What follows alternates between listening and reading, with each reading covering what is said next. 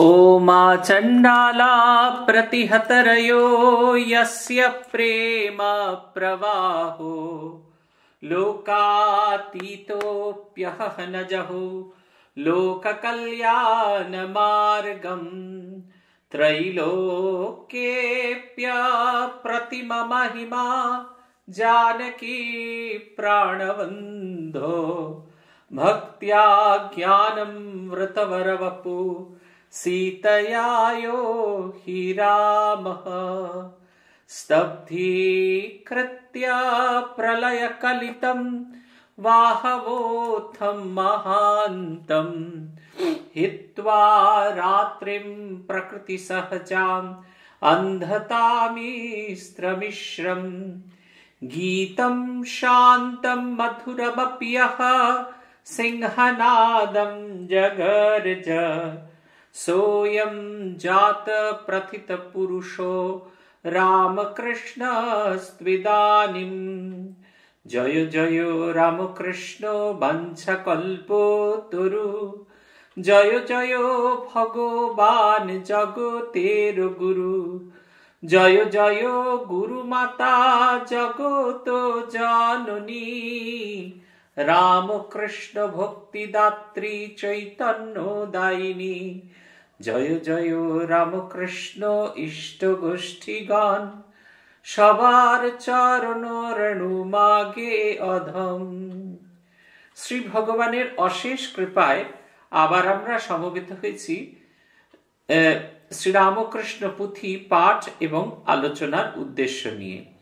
যে অধ্যায় আজকে আমরা শুরু করব সেটির নাম নিত্য নিরঞ্জনের মিলন এবং সুরেন্দ্র মনমোহন ও রাজেন্দ্রের ঘরে প্রভুর মহোৎসব। আমরা শুরু করছি। জয় প্রভু রামকৃষ্ণ অখিলের স্বামী, জয় মাতা শ্যামা সুতা জগত জননী, জয় জয় দোহাকার যত ভক্তগণ, সবার চরণ রেণু মাগে এ অধম। বড়ই মধুর কাণ্ড ভক্ত সংযটন, আইল এখন এক ভগত রতন। সুন্দর মূরতি খানি বালক বয়সে, রূপে গুণে তেজে যেন কুমার বিশেষ। সরল স্বভাব যুক্ত সরল গঠন, বিখ্যাত কায়স্থ কুলে তাহারও জনম। নির্ভয় হৃদয়ালয় বীরেরও আকৃতি, বাল্যাবধি অস্ত্র শস্ত্রে স্বভাবত প্রীতি। নয়ন রঞ্জন ঠাম প্রফুল্ল বয়ান, শ্রবণ মধুর নিত্য নিরঞ্জন নাম। পুথিকার বলছেন যে এই যে ভক্ত সংযটন, শ্রীরামকৃষ্ণ তার লীলা, তার পার্থিব লীলা শেষ করতে চলেছেন এবং তিনি যে সম্পদ রেখে গেলেন, সেই সম্পদ রেখে যাওয়ার, সেই সম্পদকে আগামী প্রজন্মের হাতে বয়ে নিয়ে যাওয়ার জন্য একদল ভক্ত তিনি তৈরি করছেন। একদল গৃহী ভক্ত, একদল সন্ন্যাসী ভক্ত। সন্ন্যাসী ভক্তরা তার সেই পবিত্র ভাবধারাটিকে ধরে নিয়ে যাবে এবং গৃহী ভক্তরা সেই ভাবধারা যাবার রাস্তাটিকে প্রশস্ত করবেন। যারা সেই ভাবধারাটিকে ধরে নিয়ে যাবেন তাদেরকে বলছেন তিনি অন্তরঙ্গ, আর আরেকজন বলছেন বহিরঙ্গ, যেন একটা কলসের মতো। কলসের ভেতর এবং বাইরে দুটোরই প্রয়োজন আছে। ভেতরের অংশটা তত বেশি করে পোড়াতে হয় না, কিন্তু বাইরের অংশটাকে খুব ভালো করে পোড়াতে হয় যাতে সেটি ঝকঝকে তকতকে দৃশ্যমান হয়। ঠাকুর বলছেন যে এই বড়ই মধুর কাণ্ড ভক্ত সংযটন, এই যে ভক্তদের একত্রিত করছেন, এটি ভারী ভারী মিষ্টি। বলছেন এখন একজন ভক্ত এলেন, তার পরিচয় দিচ্ছেন। সুন্দর মূরতিখানি বালক বয়স, দেখতে ভীষণ সুন্দর। আমরা বলি না পহলে দর্শনধারী বাদ মে গুণ বিচারি, এই দর্শনধারী ভীষণ রকমের। কিরকম বলছেন, তিনটি দেখবার মতো জিনিস, তার যেমন রূপ আছে, তার তেমনি গুণ আছে, তার তেমনি তেজ আছে। তিনটি জিনিস আছে। সবার একসঙ্গে তিনটি হয় না। কেউ রূপ হয়, গুণ থাকে না, তেজ থাকে না। কারোর গুণ থাকে, রূপ থাকে না, তেজ থাকে না। কারোর তেজ আছে কিন্তু রূপ গুণ কোনোটাই নেই। কিন্তু একই সঙ্গে আগামী দিনের মানুষকে প্রভাবিত করবে, তাই যেন তিনি সব দিয়ে পাঠিয়েছেন। তার যেমন দিব্য রূপ আছে, তেমনি দিব্য গুণে ভূষান্ত, তেমনি তিনি তেজিয়ান। আর কুমারও বয়স কম। এছাড়া কি বলছেন, সরল স্বভাবযুক্ত, সরল গঠন। তার স্বভাবটি এমন সরল যে তাকে দেখে মনে হচ্ছে এবং তার শরীরের গঠন, তার ভেতরে যেন একটা সারল্যের ছাপ রয়েছে। যেমন আমরা দেখি না, সরল মানুষদের চোখ মুখগুলো প্যাঁচোয়াল মানুষের মতো হয় না, ঠিক সেই রকম। বিখ্যাত কায়স্থ খুলে তাহারও জনম।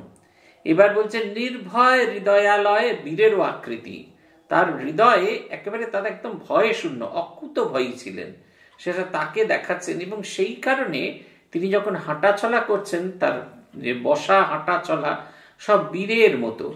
আপনি দেখবেন রানা প্রতাপ হেঁটে যাচ্ছেন, ছত্রপতি শিবাজি হেঁটে যাচ্ছেন, তার ছবি আমরা দেখি, গুরু গোবিন্দ সিং এই ছবি দেখি, আবার শয়তানদেরও ছবি দেখি। কিন্তু এই যে তাদের হাঁটার ভেতরে কেমন যেন একটা বীরত্ব ঝরে ঝরে পড়ছে, যেন একটা অদ্ভুত বীরত্বের সঙ্গে তারা এগিয়ে যাচ্ছেন। আমরা দেখি না, সাধারণ মানুষ আমাদের বাড়ি থেকে যায়, তারা গিয়ে যখন সেনাবাহিনীতে যোগদান করে, তারপরে যখন কমিশন হয়ে ফিরে আসে, তখন ট্রেনিং শেষ করে যখন ফিরে আসে বাড়িতে দেখা করে, তখন তাকে দেখলেই বোঝা যায় তার মধ্যে যেন বীরত্ব ইনজেক্ট করে দেওয়া আছে। আসলে ইনজেক্ট করেনি, তার ভেতরেই ছিল, সেটি বিকশিত হয়েছে। তার হাঁটা চলা, বসা, দাঁড়ানো, কাজ করা, সমস্ত কিছুর আমূল পরিবর্তন হয়ে যায়। তাই বলছেন নির্ভয় হৃদয়ালয় বীরের আকৃতি, বাল্যাবধি অস্ত্র শস্ত্রে স্বভাবত প্রীতি। তীর ধনুক তার বড় ভালো লাগতো। বলছেন নয়ন রঞ্জন ঠাম প্রফুল্ল বয়ান। বলছেন তার চেহারাটা কিরকম না, দেখলেই চোখ ভালো লাগে। নয়ন রঞ্জন, চোখের যেন ভালো লাগছে। কোনো মানুষকে দূর থেকে দেখলেই যেন ভীষণ ভালো লাগে। তার হাঁটা চলা, কথা বলা, সবকিছুর ভেতরে যেন কোথায় একটা অদ্ভুত একটা স্নিগ্ধতা আছে। নয়ন রঞ্জন ঠাম প্রফুল্ল বয়ান, হাসি মুখ, তার মুখখানি একবারে হাসিতে ভরপুর।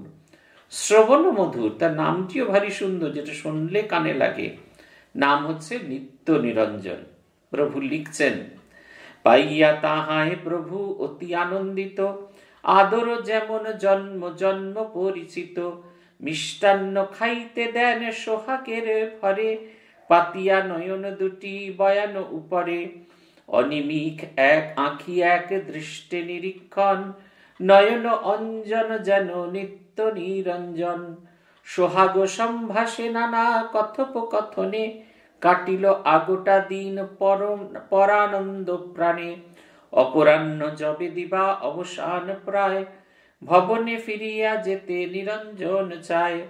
থাকিতে প্রভুর জেদ হয় বারবার, নিরঞ্জন কোনো মতে করে না স্বীকার।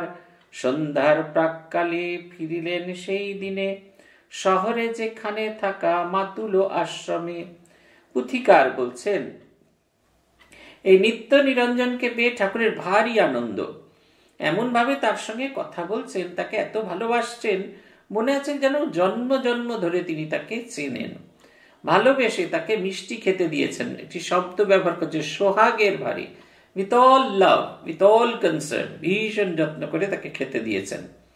পাতিয়া নয়ন দুটি বয়ানো উপরে, তার দু চোখ তার মুখখানির দিকে তাকিয়ে আছে, এক দৃষ্টে দেখছেন।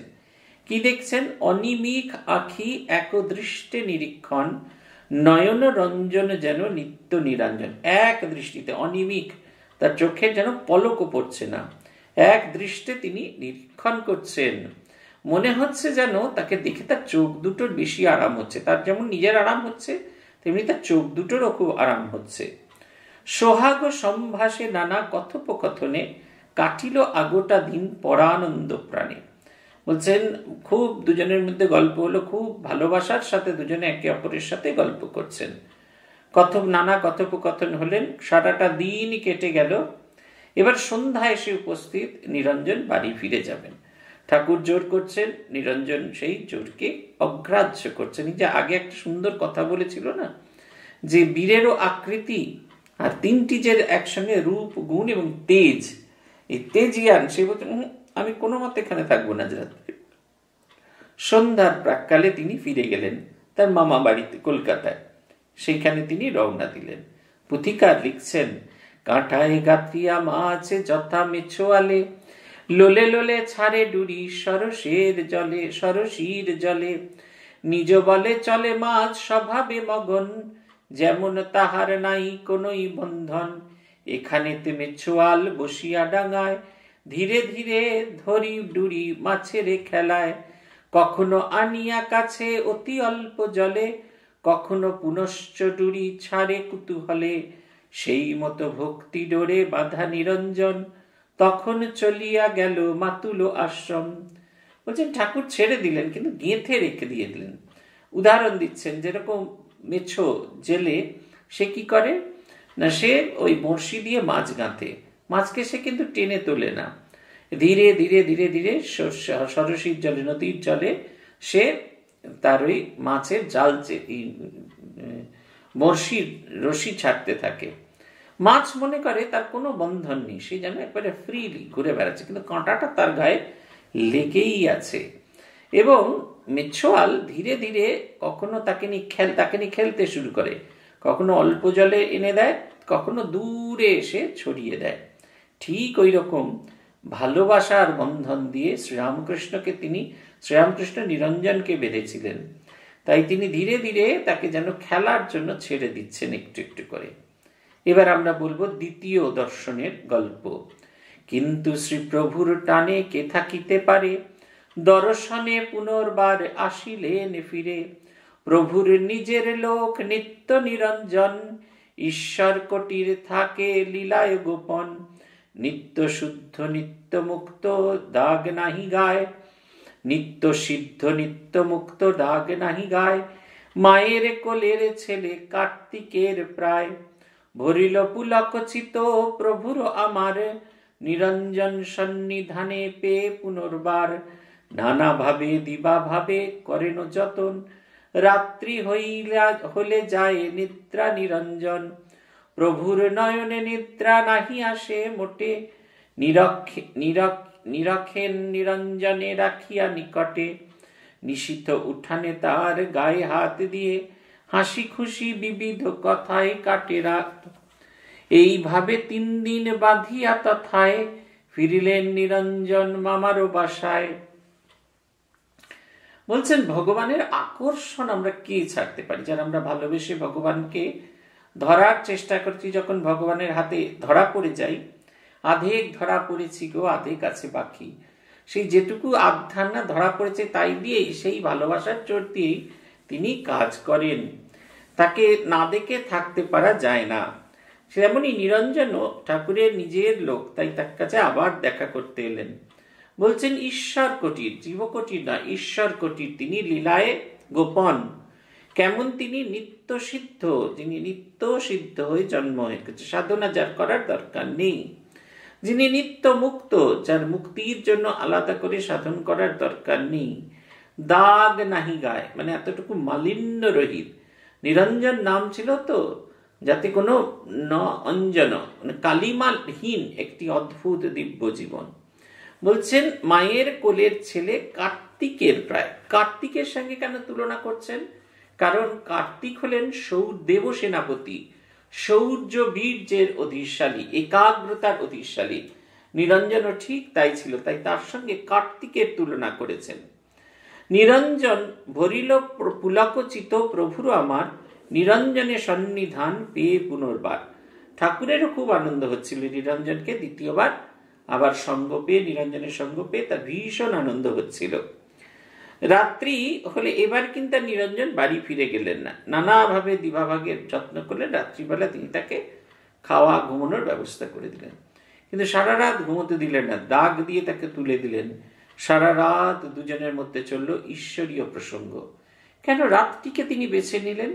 কারণ রাত্রিরে সমস্ত কিছু শান্ত হয়ে যায়, প্রকৃতি শান্ত হয়ে যায়। সেই সময় যে কোনো সাধন, যে কোনো উপদেশ মানুষের হৃদয়ের গভীর থেকে গভীরতম প্রদেশে প্রবেশ করতে পারে।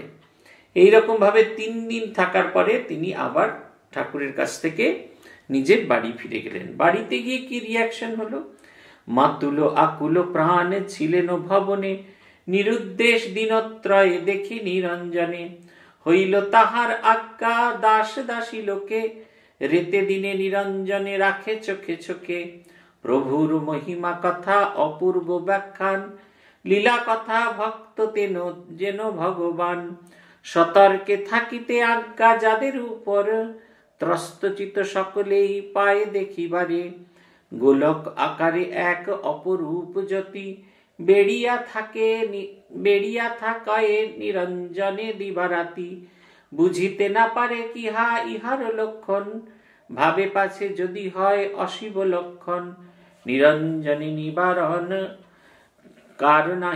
আর নাহি করে, যথা ইচ্ছা তথা যায় ইচ্ছা অনুসারে।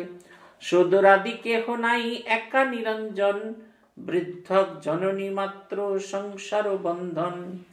এদিকে তার মামা ভীষণ ভাবে ভয় পেলেন। কি হয়েছে, কেন এরকম অবস্থা, নিরঞ্জন কোথায় গেলেন, এই চিন্তা তিনি করছিলেন। তাই যখন নিরঞ্জন ফিরে এলেন তখন দাস দাসী সকলকে তিনি আদেশ করলেন, সবাই যেন দেখে কোনোভাবে যেন নিরঞ্জন পালিয়ে না যায়।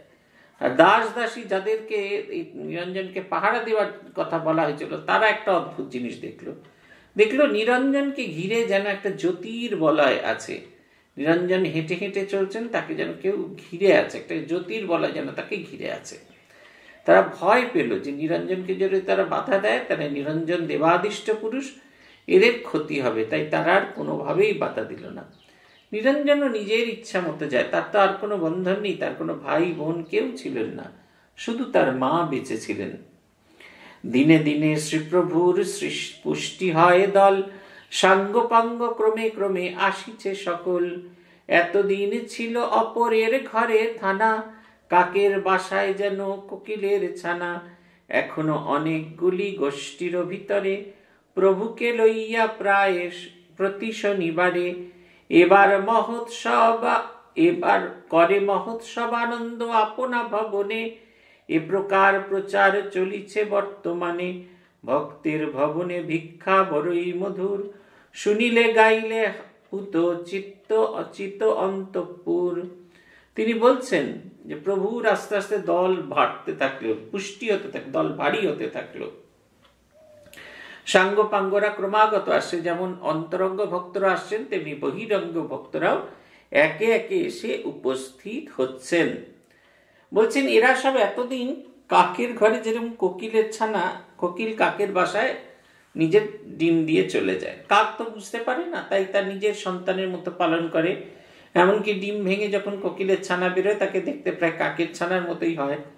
ভুলে গিয়ে তিনি তাকে খাওয়ানো, তারপরে একটা সময় সেই কোকিলের ছানা তারা উড়তে যখন শেখে তারা কাকের ঘর ছেড়ে দেয়। ঠিক সেই রকম শ্রীরামকৃষ্ণের সাঙ্গপাঙ্গরাও যেন অন্যের ঘরে প্রতিপালিত হচ্ছিল, তার নিজের সাঙ্গপাঙ্গ তারা অন্যের ঘরে প্রতিপালিত ছিল। এইটা তাদের কাছে খুব একটা আনন্দের ঘটনা হচ্ছিল। বলছেন ধীরে ধীরে তারা আসতে থাকলেন। এই সময় শ্রীরামকৃষ্ণ তো বারবার কলকাতা আসা সম্ভব নয়। যখন তিনি আসতেন একদিনে 2-3টি বাড়িতে তিনি যেতেন। আর ভক্তদের পক্ষেও দক্ষিণেশ্বরে যাওয়াটা তখন অত সহজ ছিল না, তারা রবিবার ছাড়া যেতে পারতেন না। এই কারণে তারা শ্রীরামকৃষ্ণকে কারুর না কারুর বাড়িতে নিয়ে এসে উৎসব তাকে কেন্দ্র করে উৎসব করতেন। ঠাকুরও রাজি হতেন বড়লোকদের বাড়িতে যেতে। কেন না, বড়লোকদের বাড়িতে গেলে অনেকে তাদের বাড়িও খুব বড় হবে, ফলে ভক্তরা যখন আসবে তখন স্থানের অসংকুলান হবে না, স্থান সংকুলান হয়ে যাবে। শুধু তাই নয়, এই ভক্তরা যে আসবে তাদেরকেও একটু একটু প্রসাদ দেওয়া সম্ভব হবে।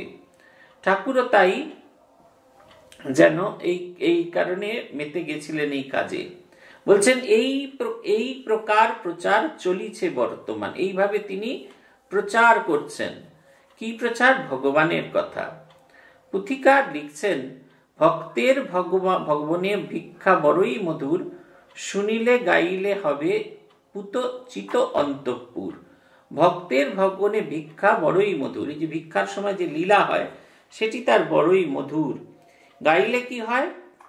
হৃদয় চিত অন্তঃপুর, চিত মানে হচ্ছে হৃদয়, হৃদয়ের অভ্যন্তর অব্দি পবিত্রতায় পূর্ণ হয়ে যায়। পুথিকার লিখছেন, আজি একদিন ভিক্ষা সুরেন্দ্রের ঘরে, পরিচিত যত লোক নিমন্ত্রণ করে। প্রভুর নিজের যারা আপনার জন, নিমন্ত্রণ তাহাদের নহে প্রয়োজন।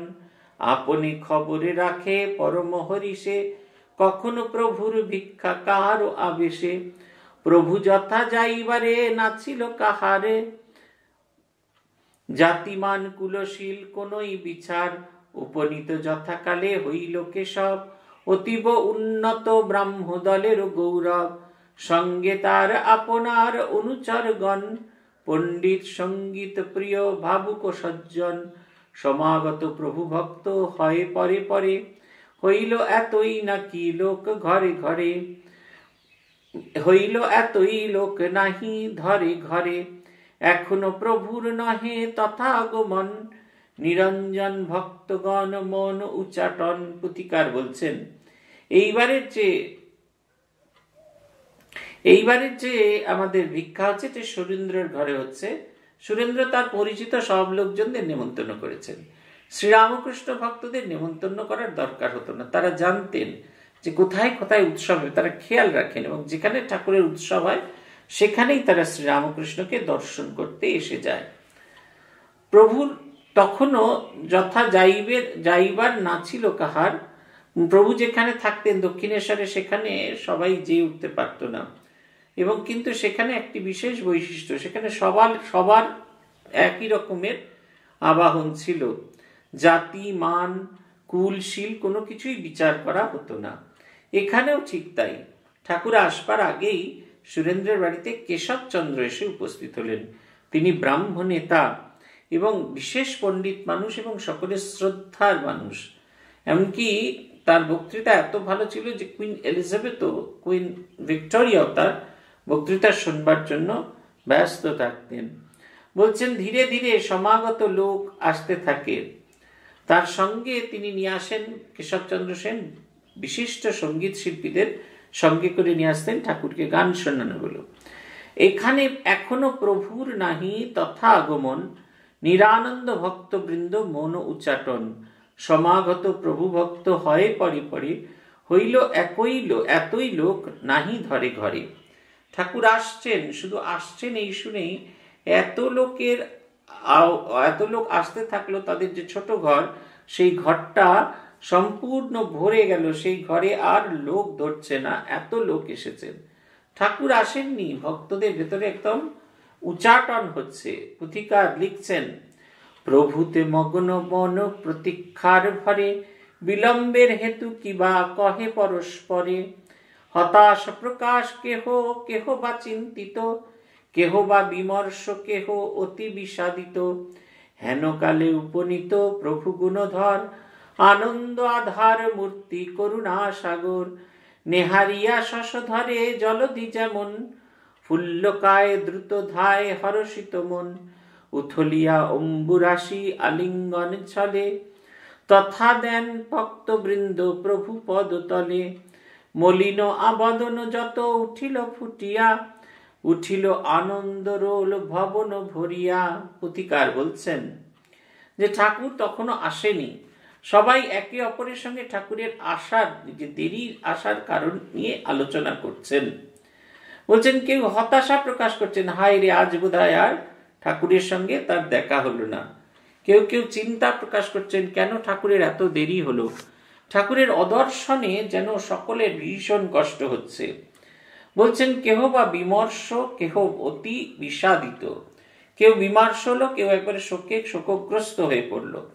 ঠিক এমন সময় ঠাকুর এসে উপস্থিত হলেন। কেমন তিনি? বলছেন আনন্দ আধার মূর্তি করুণা সাগর, আনন্দের পূর্ণ মূর্তি। আনন্দ যেন তার থেকে বিকশিত হয়েছে। আমরা জোয়ানের আরক খাই না, জোয়ানের আরক ডাইরেক্ট খাওয়া যায় না, খেলে কি হয় মুখটুক সব জ্বলে যায়। তার থেকে তাই জোয়ানের আরক এক ছিপি নিয়ে তাতে খাবার জল মিশিয়ে ওটাকে পাতলা করে খাওয়া হয়, সেটা তখন কাজে লাগে। ঠিক ওই রকম শ্রীরামকৃষ্ণ যেন আনন্দের আধার, ঘনীভূত, আনন্দের একটি ঘনীভূত মূর্তি, এবং তার শরীর দিয়ে যেন তার সেই করুণা সাগর, তার যে করুণাময় যে রূপ, সেটি প্রকাশিত পাচ্ছে। বলছেন আই আনন্দ আধার মূর্তি করুণা সাগর, নেহারিয়া শশধরে জলধি যেমন, ফুল্লকায় দ্রুত ধায় হরষিত মন, উথলিয়া অম্বুরাশি আলিঙ্গন ছলে, তথা তেন ভক্তবৃন্দ প্রভু পদতলে। তুলনা করছেন যে চাঁদ উঠেছে, এমন সময় যে সমুদ্রের যে জল বা নদীর যে জল সেটি যেন নিজেকে শান্ত করে রাখতে পারে না, তার ভিতরে বড় বড় ঢেউ ওঠে, হিল্লোল কল্লোল উঠতে থাকে, আর তিনি সেই পাড়েতে আছড়ে পড়ে, যেন পাড়েতে আছড়ে পড়লেই চাঁদের সঙ্গে যেন তার দেখা হবে। ঠিক সেই রকম ভাবে ভক্তগণও যেন আছড়ে পড়ছে প্রভুকে দর্শন করবেন বলে। বলছেন তথা তেন ভক্তবৃন্দ প্রভু পদদলে। বলছেন এবারে পুথিকার লিখছেন, মলিন বদন যত উঠিল ফুটিয়া, মাতিল সৌরভে পুরী কুসুমের। মলিন বদন যত উঠিল ফুটিয়া, উঠিল আনন্দ রোল ভবন ভরিয়া, মাতিল সৌরভে পুরী কুসুমের বাসে, আমোদিত চারিভিত সুন্দর বাতাসে, শোভিল দীপের মালা এক এক ছবি, ধরায় উদয় নব গোলকের ছবি। মূল্যবান গালিচা গৃহত পরিসর, পাতা আছে লম্বে প্রস্থে সেই রূপ ঘর। শ্রীপ্রভুর দর্শনে সবার প্রীতি, কিবা ভণ্ড কি পাষণ্ড পাষাণ প্রকৃতি, ভ্রান্তে কি অভ্রান্তে কিবা ইচ্ছা অনিচ্ছায়, জানতে কি অজান্তে কিবা হিমালয়ে, জানতে কি অজান্তে কিবা হেলায় শ্রদ্ধায়, যে বা করিয়াছে শ্রী প্রভুর দর্শন, নিশ্চয় বিমুক্ত হবে তার ভবের বন্ধন। দর্শনে কি পায় কিবা কব সমাচার, পূর্ণ ব্রহ্মে খোদ নিজে শ্রীপ্রভু আমার। পুথিকার বলছেন ভারী সুন্দর কথা। বলছেন যে মুহূর্তে ঠাকুর এলেন, সকলের মলিন বদন যেন সব নষ্ট হয়ে গেল, আর মলিনতা আর নেই, ফুটিয়া উঠিল মানে উজ্জ্বল হয়ে উঠল। তাদের সেই মলিন বদন, তাদের সেই মলিনতা পরিত্যাগ করে তারা যেন উজ্জ্বল ভাবে ভাবিত হয়ে উঠল। বলছেন মাতিল সৌরভ পুরী কুসুমের বাসে, আনন্দিত চারিভিত সুমন্দ বাতাসে। মনে যেন ফুলগুলো নতুন করে ফুটে উঠে তার ভেতরের অন্দরের যে সৌরভ সেটিকে যেন প্রকাশ করতে থাকলো, এবং গন্ধবহ অর্থাৎ বায়ু সেই সৌরভটিকে বয়ে নিয়ে চলেছে। যেরকম আমরা দেখি না যে একটা ফুলের দোকানের সামনে অনেকগুলি দাঁড়িয়ে আছে, আমাদের জুঁই ফুলের মালা বা বেল ফুলের মালা ঝুলছে, পাশ দিয়ে যারা চলেছে অথবা একটু দূরে গাড়িতে যারা যাচ্ছে তারাও গন্ধ পাচ্ছে। ঠিক সেই রকম যেন পরিবেশ তৈরি হলো, ফুলগুলো যেন বিকশিত হতে থাকলো, তারা তাদের নিজের অন্তরের যে সৌরভ সেটিকে প্রকাশ করতে থাকলো, এবং সেটি যত প্রকাশিত হতে থাকলো তত যেন চতুর্দিক আনন্দে মগ্ন হয়ে গেল। পুথিকার লিখছেন শোভিল দীপের মালা এক এক রবি, ধরায় উদয় নব গোলকের ছবি। বলছেন একটি একটি করে দ্বীপ প্রজ্বলিত হতে থাকলো, মনে হচ্ছে যেন সারা পৃথিবী জুড়ে, সারা আকাশ জুড়ে যেন সূর্যের উদয় হয়েছে। মূল্যবান গালিচা প্রশস্ত বৃহৎ পরিসর, পাতা আছে লম্বে প্রস্থে সেই রূপ ঘর। শ্রীপ্রভুর দর্শনে সবারও প্রীতি, কিবা ভণ্ড কিবা পাষণ্ড পাষাণ প্রকৃতি। বলছেন যে ঠাকুরের দর্শনে সবারই একই রকমের ভালোবাসা হয়, সেই পাষণ্ড ভণ্ড ভক্ত সকলেই একই রকম আনন্দ পায়। একটা ভারী সুন্দর ঘটনা এই পুঁথিতেই আছে। শ্রীরামকৃষ্ণ সেবার তখনও এই নব্য ইয়াং বেঙ্গল তখনও এসে পৌঁছয়নি ঠাকুরের কাছে। ঠাকুর তখন প্রথমবার একাকী চলেছেন, আগে একবার গিয়েছেন, তারপর দ্বিতীয়বার তিনি চলেছেন পানিহাটি মহোৎসবে। সেখান থেকে গোপনে খবর এলো যে পণ্ডিতরা ঠাকুরের, এর আগে যখন তিনি গিয়েছিলেন তখন ঠাকুরকে দেখে ভক্তদের এত আনন্দ হয়েছিল, তারপর থেকে আর এই পণ্ডিতদের আর মানে না, তাদেরকে বিশেষ সম্মান টম্মান দেখায় না।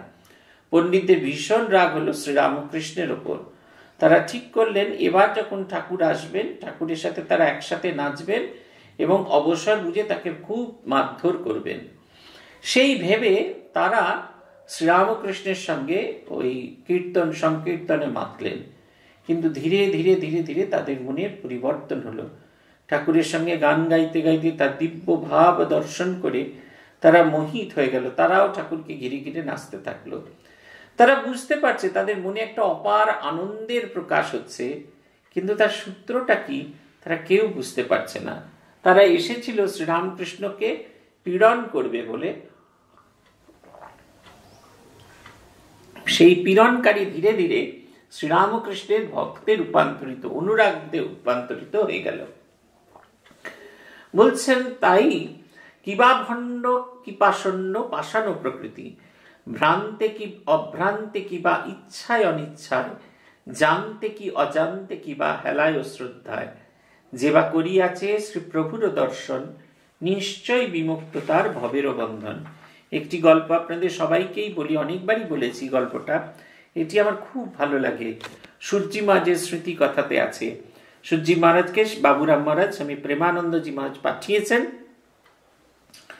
এতে এই আমাদের বালিতে যে লাইব্রেরি আছে, সেই লাইব্রেরিতে উৎসব আছে, সেখানে স্বামীজির জন্ম উৎসব পালিত হচ্ছে, সেইখানে বক্তৃতা দেওয়ার জন্য পাঠিয়েছেন সূর্যি মহারাজ এবং অপর একটি সন্ন্যাসী গিয়েছেন। সেই উৎসব শেষ হয়ে গেছে, তখন আয়োজকরা সবাই চলে যাওয়ার পর সূর্যি মহারাজকে ধরেছেন একটু জলযোগ করবার জন্য। তাই হলেরই একটি বেঞ্চিতে দুই সাধু পাশাপাশি বসে আছেন, সমস্ত হল ঘর ফাঁকা। সূর্যি মহারাজ দেখলেন অন্যদিকে মায়েদের দিকে যে বেঞ্চ আছে সেই কর্নারে সারা হলে একজন মাত্র বয়স্ক মহিলা বসে আছেন, অঝরে কাঁদছেন। সূর্যি মহারাজ ভাবলেন তার কোথায় কোনো কষ্ট, তার কি কষ্ট সেটা জানতে তার কাছে এসে উপস্থিত হতে তিনি বললেন, বাবা, এই চোখ দিয়ে সেই পতিত পাবনকে আমি দর্শন করেছি, তোমরা তাকে দর্শন করনি। শুধু তার নাম শুনে এত ভালোবাসা তৈরি হয়েছে তোমাদের, তোমরা ঘর বাড়ি সমস্ত তোমাদের কাছে মিথ্যা প্রতিপন্ন হয়েছে, সেগুলোকে ফেলে দিয়ে তোমরা এইখানে এসেছো। আর আমি তো এই চর্মচক্ষু দিয়ে সেই পতিত পাবনকে দেখেছি, আমার কি মুক্তি হবে না? এই ঘটনাটা বলতে বলতে পূজনীয় নির্বাণানন্দজি মহারাজ বলতেন যে তার দর্শন যে একবার পেয়েছে তার মুক্তি তার একেবারে হাতের মুঠোর মধ্যে। আমরা আজকের আলোচনা শেষ করব যে অংশটি দিয়ে, মন আমি অতি মূর্খ সুমূর্খ সমান, অধ্যয়ন কভু নাই ভারত পুরাণ, রামায়ণ ভক্তি গ্রন্থ চৈতন্য চরিতে, তন্ত্র গীতা ভক্তি সূত্র ভকত সঙ্গীত, ভাষার দখল নাই ব্যাকরণে জ্ঞান, শ্রবণ ভাগবত লীলা ভক্তির আখ্যান, সাধন ভজন কিবা পথের সম্বল, জানি মাত্র শ্রী প্রভুর চরণ যুগল, মথিয়া শাস্ত্রের সারে নহি ক্ষমবান, সমর্থিতে শ্রী প্রভুর লীলার প্রমাণ, লীলার প্রমাণে করি লীলা সমর্থন, সম্বল কেবল মোর প্রভুর বচন। পুথিকার বলছেন, মন আমি অতি মূর্খ বটে, লেখাপড়া তো শিখিনি। তিনি খুব অল্প লেখাপড়া শিখেছিলেন, তাই বলছেন ভারত পুরাণ, মহাভারত বা পুরাণ তিনি পড়েননি, এমনকি রামায়ণ পড়েননি, ভক্তিগ্রন্থ চৈতন্য চরিত পড়েননি, তন্ত্র গীতা ভক্তিসূত্র কিছুই তিনি পড়েননি। আর তার ভাষারও দখল নেই, তার ব্যাকরণ জ্ঞান একদম নেই বলে ভাষারও একদম দখল নেই। শ্রবণ ভাগবত লীলা ভক্তির আখ্যান, এমনকি ভাগবত তিনি শোনেননি।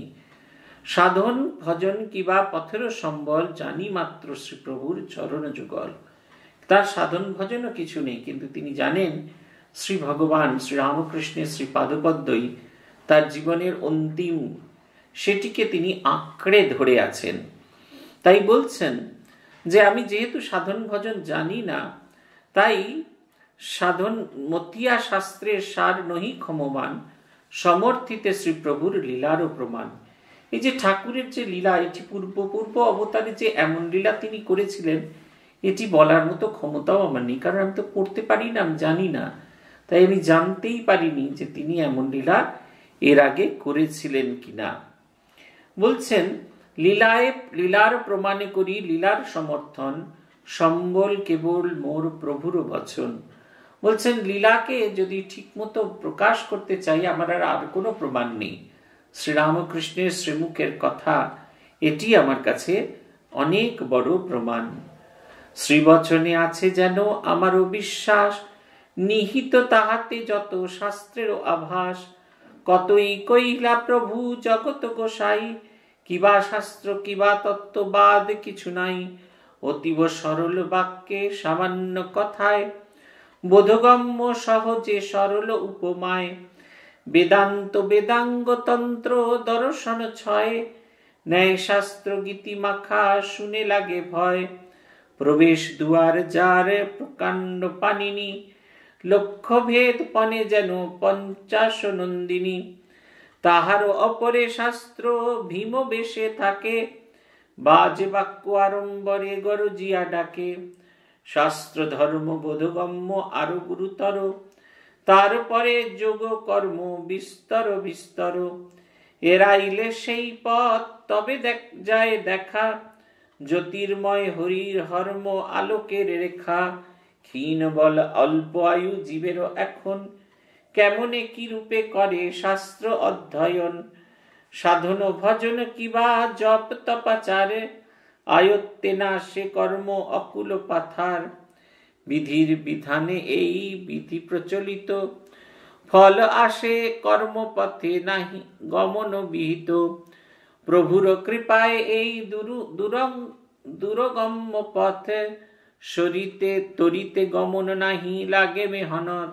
শ্রীপ্রভুর শ্রীবচনে তাহারও প্রমাণ, দুর্বলের বল আশা প্রভু ভগবান। পুথিকার বলছেন যে আমার কোনো শাস্ত্র জ্ঞান নেই, আমি ভগবানের লীলাকে পূর্বাপর শাস্ত্রগুলির সঙ্গে কোন রকম ভাবে তুলনা করে বলতে পারছি না, কিন্তু ঠাকুরের কথায় আমার ভীষণ রকমের বিশ্বাস আছে। বলছেন নিহিত আছে তাহাতে যত শাস্ত্রেরও আভাস। রামকৃষ্ণের কথায় যেন শাস্ত্রের আভাস রয়েছে, শাস্ত্র যেন কে একবারে মন্থন করে তার মূল কথাগুলি দিয়েছে। দেখুন, এই একজন মানুষ, তিনি যে অবতার, শ্রীরামকৃষ্ণ যে অবতার, এটি তার প্রমাণ। আমরা সব সময় একই লোক সবার কাছে সমানভাবে গ্রহণযোগ্য হতে পারি না। কালকে যেরকম আমরা দেখছিলাম, আমরা বিদেশি ভক্তদের জন্য ইংরেজিতে শ্রীরামকৃষ্ণের এই শ্রীমা সারদা দেবীর কথোপকথনের সংকলন, শ্রী শ্রী মায়ের কথার ইংরেজি অনুবাদ, গসপেল অফ হোলি মাদার, এইটা থেকে ধীরে ধীরে আমাদের ভাঙা টুটুপাটা ইংরেজিতে বলার চেষ্টা করছিলাম। কারণ বিদেশ থেকে অনেকে লিখছেন যে তাদের দেশের যে মানুষ, এমনকি বাঙালিও আছে যারা দীর্ঘদিন থাকার ফলে আর বাংলাটা তাদের এত আয়সাধ্য নয়, তাদের জন্য যদি আমরা কিছু বলি। সেটা আপলোডও করা হয়েছে। তারপরে দুই ভক্ত দুজনের ভেতরে ঝগড়াঝাটি শুরু করে দিলেন, তার বিষয়বস্তুর ভেতরে কেউ গেলেন না।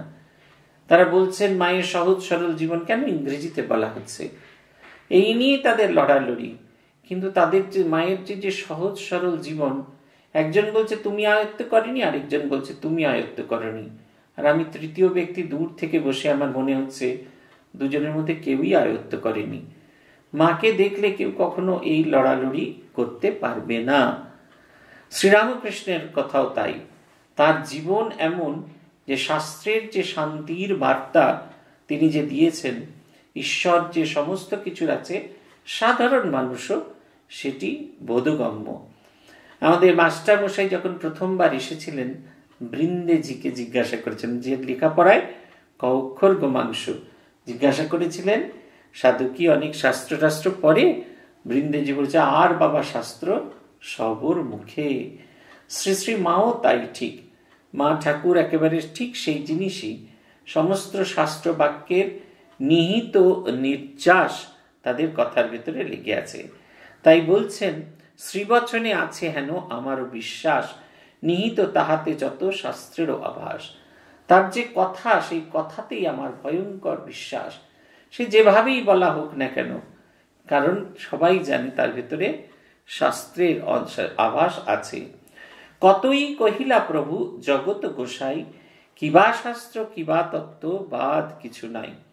অতীব সরল বাক্যে সামান্য কথায়, বোধগম্য সহজে সরল উপমায়। বলছেন খুব সহজ করে, কি স্পেশালিটি? বলছেন সরল বাক্যে সামান্য কথায়।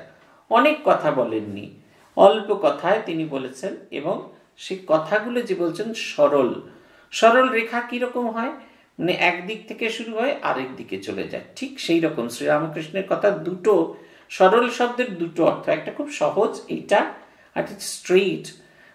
শ্রীরামকৃষ্ণের কথার জোর এমন যে তার মুখনিসৃত কথা সোজা এসে হৃদয়কে একেবারে ধাক্কা দেয়, সোজাসুজি ধাক্কা দেয়। সেই অর্থেও তার বাক্য অতীব সরল, বোধগম্য, সহজ সরল উপমায়। তাও যদি আমরা বুঝতে না পারি, সেই কারণে খুব সহজ উদাহরণ দিয়েছেন। চোখের পাশে যে উদাহরণ বলছেন, সাধু জীবন বা আধ্যাত্ম জীবন প্রথম দিক থেকে একটুখানি তাতে বিধিনিষেধ আরোপ করতে হয়। আমরা সঙ্গে সঙ্গে ভুরু কুচকে ফেলি, তাহলে কিরকম জীবনযাপন করবো? যাতে এত বিধিনিষেধ আছে, বিধিনিষেধের পারে যাওয়ার কথা ঠাকুর টুক করে বলে দিলেন যে চারা গাছ তার চতুর্দিকে বেড়া দিতে হয়, নাহলে ছাগল গরুতে খেয়ে যায়।